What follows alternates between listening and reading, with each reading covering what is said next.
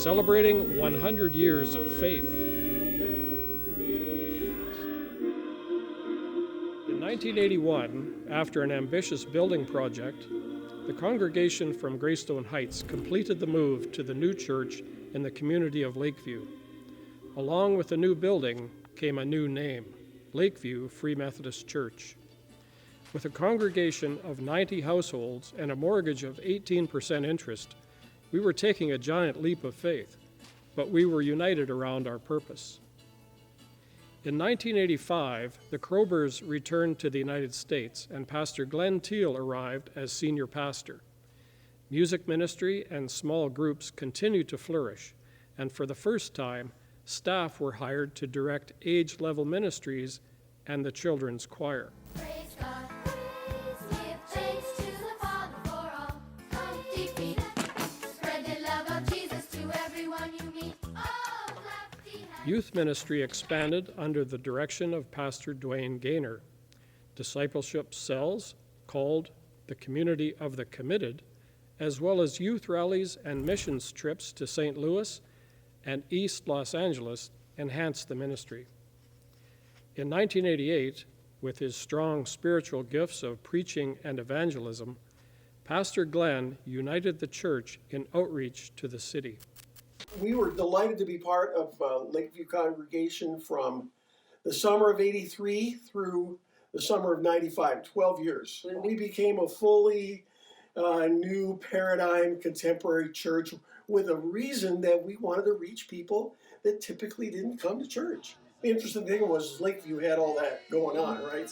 Morris Hilderman and just so many great musicians there in the church, so that we were able to kind of take everything up a level.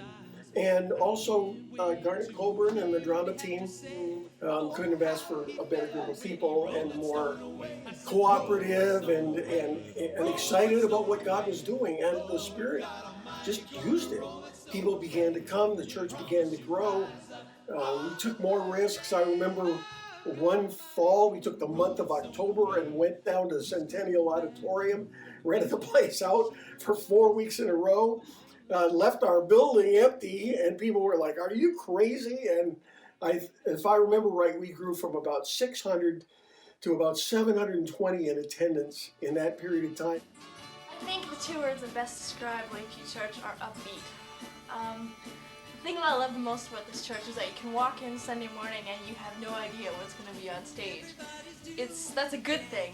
And like just this morning, I had a guy from school walk in, and he listened to the band play, and he said, I went to a dance at the university last night, and he says, I love the music, and he says, I walked into church this morning and I heard the same thing.